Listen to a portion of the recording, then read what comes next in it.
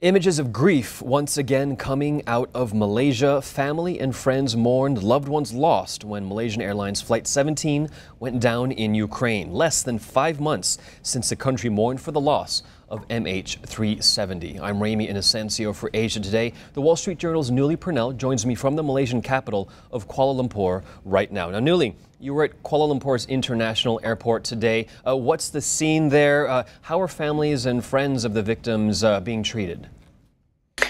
Hi, Ramy. Well, a couple of the most noticeable aspects of the international airport this morning were, for one thing, the number of media there. There were a number of photojournalists toting big cameras around, TV journalists setting up live shots in the terminal. And then there was everything seemed to be proceeding normally, even at the Malaysia Airlines check-in counters.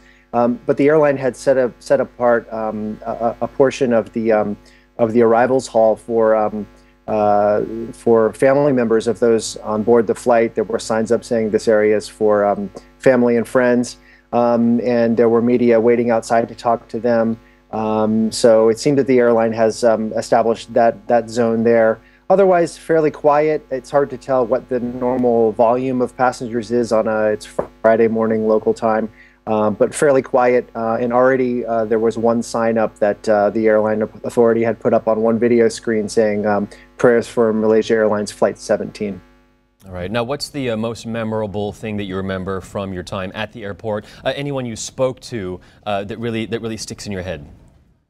I spoke to a Malaysian man who told me that his daughter was at that moment waiting to take off on a flight, a Malaysian Airlines flight, from KL to the UK, and he talked about having stayed up through the evening with her and his other family members because they were worried that the flight was going to go through Ukraine airspace. He told me that they were looking at different routes and wondering what other airlines were doing, and he said that he felt he had not gotten clear information from Malaysia Airlines as to whether they would divert around that space, whether they would go higher. And he said he was confused about that, and they ultimately decided to stick with the airline and not switch to another. And the flight had been delayed, so he was standing there watching the arrivals board, and just sort of talked about the uncertainty that he felt about where his daughter would be flying. Sure, understandably, a lot of people are going to be nervous as their families and loved ones take off on their own flights. I'm curious about the Malaysian Airlines crew and the staff that are over in Kuala Lumpur. What's the mood over there? Any social media going around talking about, any grieving or any comforting? Right. Well, there have been at least one Facebook group devoted already, just in these early hours, to the flight attendants. It's unclear who established it, but people are weighing in and saying that their thoughts are with the families of those on board.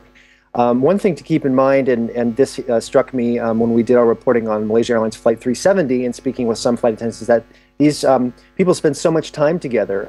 They're traveling together, they're socializing together, that they really become among themselves like family.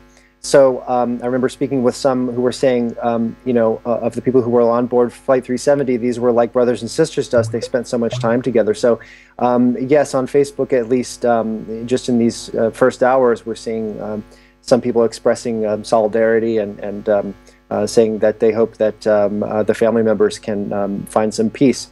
I suspect we'll see more of that in the days to come. Right, and we'll be watching out for all that coming out from Malaysia, where you are. Newley Purnell, Wall Street Journal's Newley Purnell in the Malaysian capital of Kuala Lumpur with the latest on what's happening there. For more on this, head to thewallstreetjournal.com for continuing coverage of the downing of Malaysian Airlines Flight 17. I'm Ramy Inocencio in Hong Kong.